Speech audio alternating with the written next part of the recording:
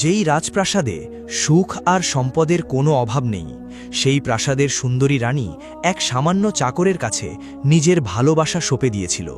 কিন্তু কেন সে এত সুখে থেকেও এমন জঘন্য কাজ করল, এবং শেষ পর্যন্ত তার কি পরিণতি হয়েছিল? চলুন সেই অজানা রহস্যের গভীরে প্রবেশ করি। আজ থেকে বহুকাল আগে এক বিশাল ও সমৃদ্ধশালী রাজ্য ছিল। সেই রাজ্যের বাদশা ছিলেন এক সুদর্শন যুবক, যার নাম নাসিম, আর তার স্ত্রীর নাম ছিল জারা, যিনি ছিলেন অপূর্ব রূপবতী ও বুদ্ধিমতী নারী। তাদের সংসারে একটি ফুটফুটে সুন্দর ছেলে সন্তানও ছিল, যে ছিল পুরো প্রাসাদের চোখের মণি।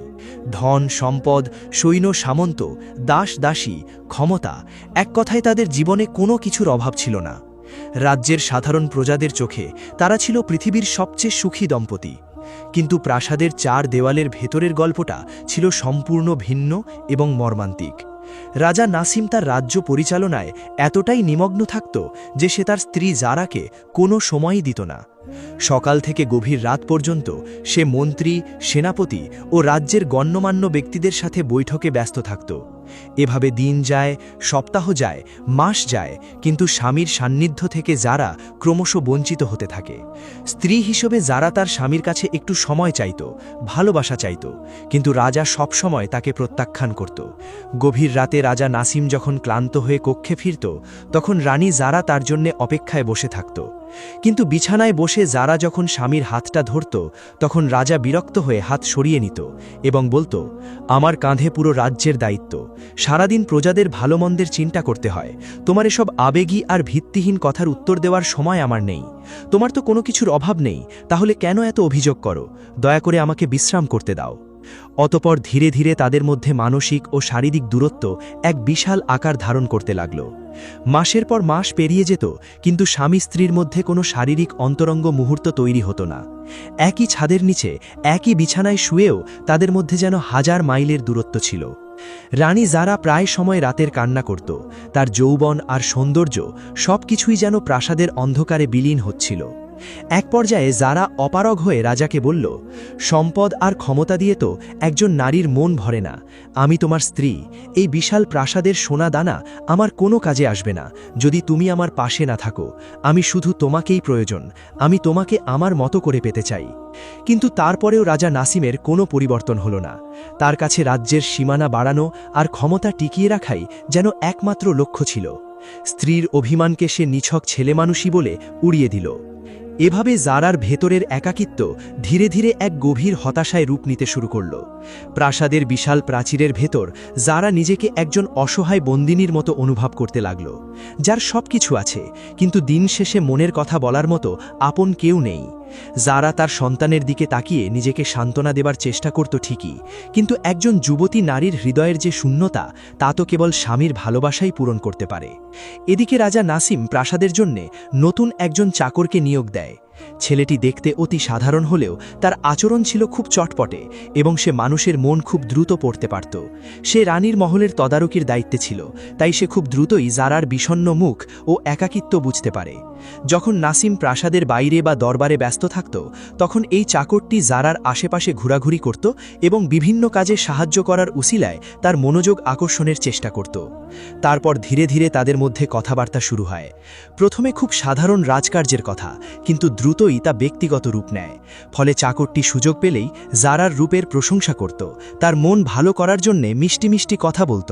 আর জারা, যে কিনা মাসের পর মাস স্বামীর কাছ থেকে একটি প্রশংসাসূচক শব্দও শোনেনি, সে এই চাকরের কথায় দুর্বল হতে শুরু করে। এক পর্যায়ে জারা তার জমে থাকা কষ্টগুলো নিজের অজান্তেই তার কাছে প্রকাশ করে ফেলে। তখন ছেলেটি খুব মনোযোগ দিয়ে তার কথা শুনত এবং তাকে সান্ত্বনা দিত। রাজা নাসিমের অবহেলায় জারার হৃদয় এতটাই তৃষ্ণার্ত ছিল যে সে ওই সামান্য চাকরের চতুর কথা আর মোহকেই সত্যিকারের ভালোবাসা ভেবে বসল। এক পর্যায়ে জারা তার হিতাহিত জ্ঞান সম্পূর্ণ হারিয়ে ফেলে। দীর্ঘদিনের অবহেলা আর বঞ্চনার ক্ষোভ তাকে অন্ধ করে দেয়। সে ভুলে যায় সে একজন রানী, ভুলে যায় তার মাতৃত্বের পবিত্র দায়িত্ব এবং বাদশাহ নাসিমের সম্মান। অতপর সে ওই চাকর ছেলের সাথে গোপনে পরকীয়ায় লিপ্ত হয়ে যায়। ফলে প্রাসাদের অন্ধকার কোণ, নির্জন বাগান আর রাতের নিস্তব্ধতা হয়ে ওঠে তাদের এই জঘন্য গোপন সম্পর্ক। যারা এখন আর নাসিমের কাছে কান্নাকাটি করে না। রাজা নাসিম ভেবেছিল যারা হয়তো বাস্তবতা মেনে নিয়েছে এবং শান্ত হয়েছে, কিন্তু রাজা নাসিম ঘুণখরেও টের পায়নি যে তার রাজপুরীর ভেতরেই এক বিশাল বিশ্বাসঘাতকতার জন্ম হয়েছে, যা তার সম্মানকে প্রতিদিন ধুলোয় মিশিয়ে দিচ্ছে। একদিন গভীর রাতে নাসিম পার্শ্ববর্তী রাজ্যে একটি গোপন অভিযান শেষ করে নির্ধারিত সময়ের অনেক আগেই মহলে ফিরে আসে। রক্ষীরা কেউ তাকে সেভাবে খেয়াল করেনি, আর সেও কাউকে কিছু না জানিয়ে সোজা জারার কক্ষের দিকে এগিয়ে যায়। কিন্তু কক্ষের দরজার কাছে পৌঁছতেই ভেতর থেকে আসা ফিসফিস শব্দে নাসিমের পা আটকে গেল। কক্ষের ভেতর থেকে এক অপরিচিত পুরুষের কণ্ঠস্বর ভেসে আসছিল, যা কোনোভাবেই রাজপ্রাসাদের আদবের সাথে মেলে না।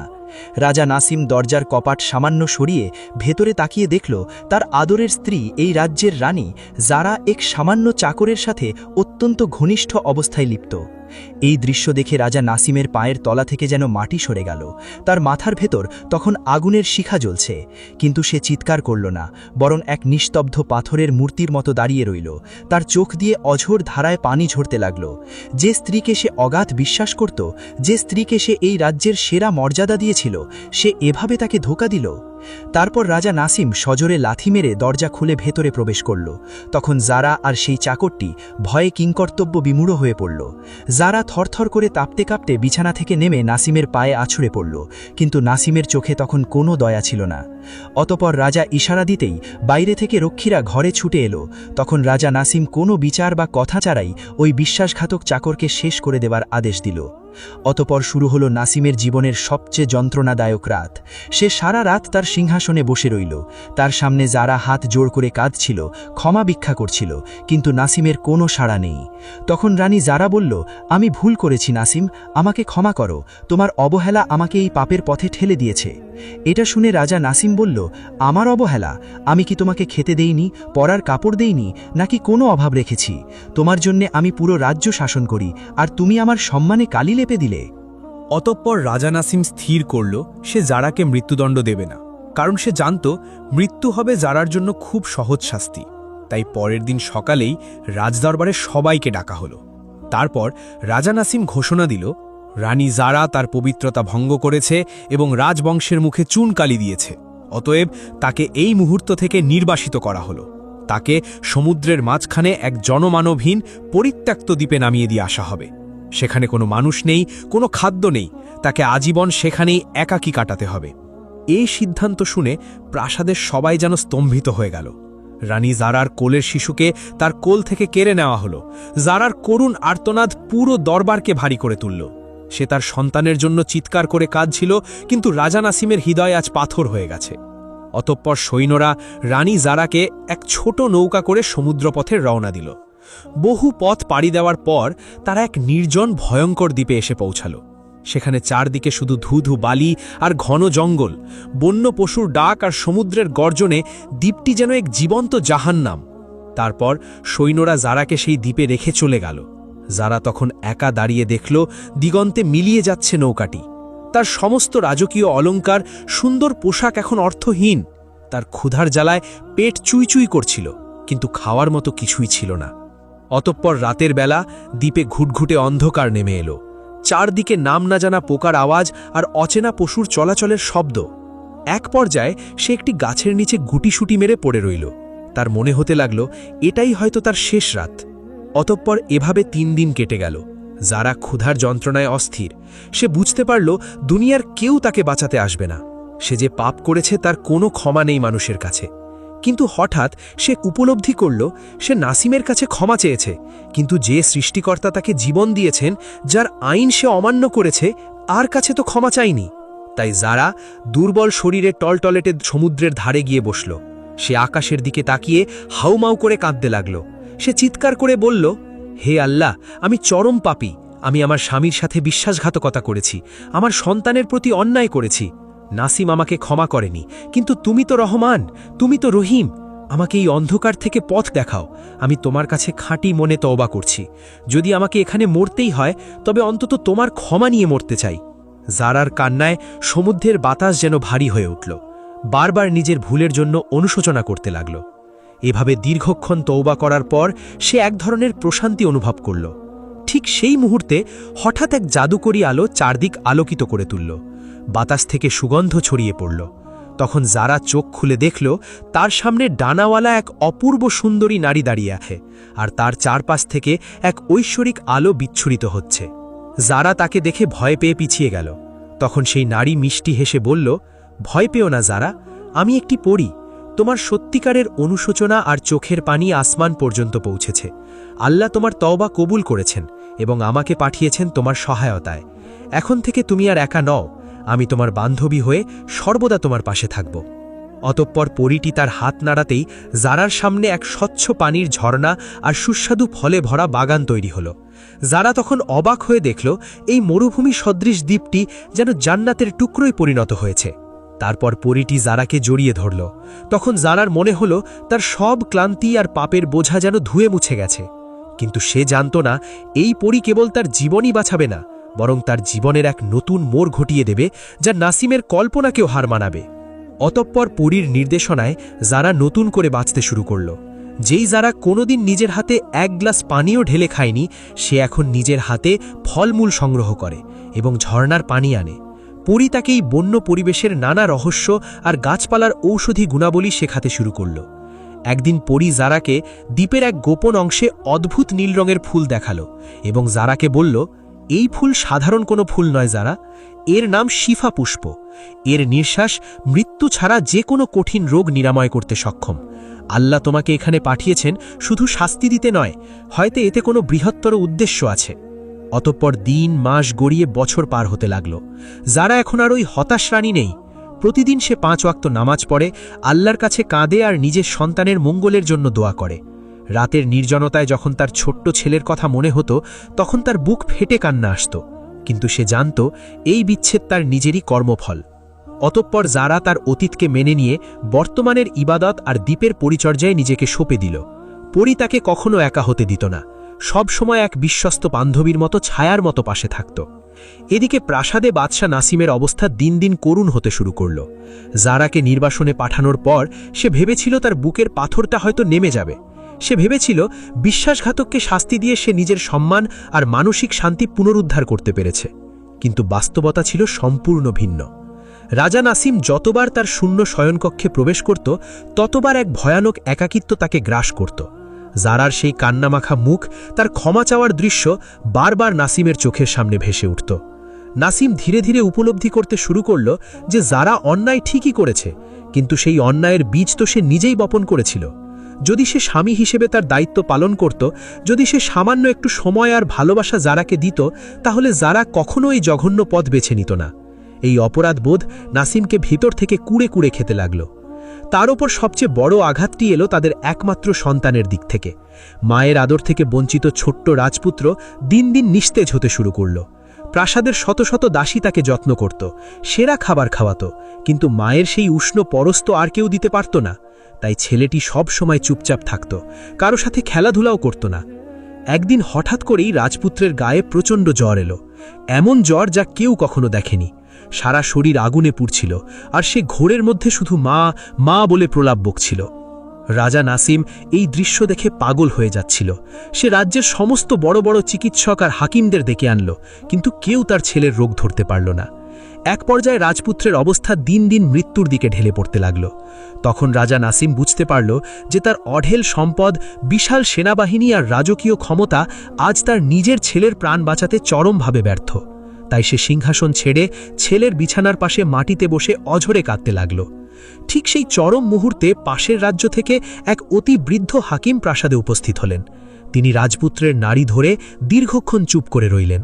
তারপর এক দীর্ঘশ্বাস ফেলে বললেন, বাদশা নামদার, এই রোগ সাধারণ জ্বর নয়, এটি হলো হৃদয়ের দহন, যা গভীর শোক থেকে শরীরে বিষের মতো ছড়িয়ে পড়ে।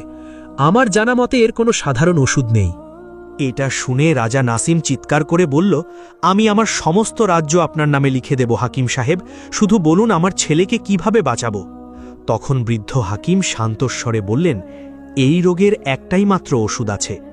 দক্ষিণ সাগরের বুকে একটি অভিশপ্ত জনমানবহীন দ্বীপ আছে। সেই দ্বীপের গহীনে এক বিশেষ নীল রঙের শিফা পুষ্প ফোটে।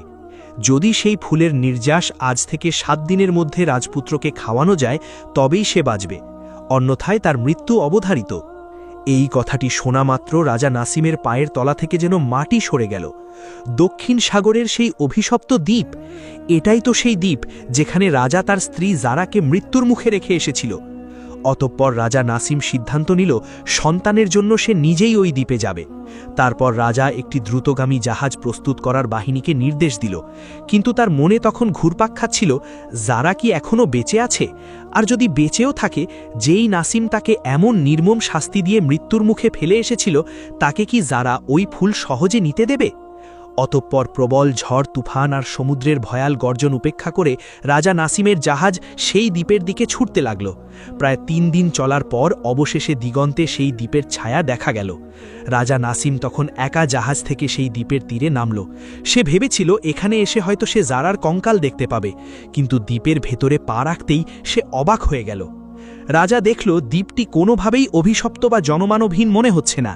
চারদিকে সুন্দর ফলের গাছ আর মিষ্টি পানির ঝর্ণা, আর একটু দূরেই এক অপূর্ব সুন্দর বাগান, যার মাঝখানে এক নারী নামাজরত অবস্থায় আছে, তার পাশেই এক ডানাওয়ালা পরী দাঁড়িয়ে আছে।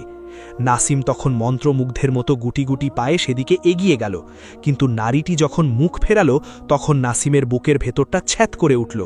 এ তো জারা, কিন্তু এই জারা প্রাসাদের সেই অপরাধবোধে কুঁকড়ে থাকা রানী নয়। তার চেহারায় এক অদ্ভুত প্রশান্তি, চোখ মুখে এক স্বর্গীয় পবিত্রতা। নাসিম যেন নিজের চোখকে বিশ্বাস করতে পারছিল না। তখন রাজা নাসিম কোনো মতে নিজেকে সামলে কোমল স্বরে ডাকল, জারা। তখন পরীটি দ্রুত জারার সামনে এসে দাঁড়াল এবং নাসিমকে সতর্ক করে বলল, কে তুমি? এই পবিত্র স্থানে তোমার প্রবেশ নিষেধ। তখন রাজা নাসিম 2 পা এগিয়ে এসে হাঁটু গেড়ে মাটিতে ঘষে পড়ল। একজন প্রতাপশালী বাদশাহ আজ এক সাধারণ নারী আর পরীর সামনে নত জানু। তখন রাজা নাসিম বলল, আমি এই অভাগী নারীর স্বামী নাসিম। আমি জানি আমি এখানে আসার যোগ্য নই, কিন্তু আমি আজ এখানে কোনো বাদশাহ হিসেবে আসিনি, এসেছি একজন অসহায় পিতা হিসেবে। এই কথা শুনে জারা আর নিজেকে ধরে রাখতে পারল না। পিতা শব্দটি শোনার সাথে সাথেই তার মাতৃসত্তা কেঁপে উঠল।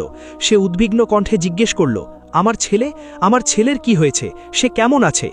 তখন নাসিম হাউ হাউ করে কেঁদে বলল, আমাদের ছেলে আর বাঁচবে না যারা, সে এক অজানা জ্বরে ধুঁকছে। হাকিম বলেছেন এই দ্বীপের নীল রঙের শিফা পুষ্প ছাড়া তাকে বাঁচানো অসম্ভব। তুমি আমাকে সেই ফুল দাও যারা, তুমি আমাকে যে শাস্তিই দাও আমি মাথা পেতে নেব, কিন্তু আমার ছেলেকে বাঁচতে দাও। এই কথা শোনা মাত্র জারার বুক ফেটে কান্না এলো। যে ছেলের মুখ দেখার জন্য সে বছরের পর বছর এই দ্বীপে কেঁদে ভেসেছিয়েছে, সেই ছেলে আজ মৃত্যুর দ্বার প্রান্তে। তখন জারা এক মুহূর্তও দেরি করল না।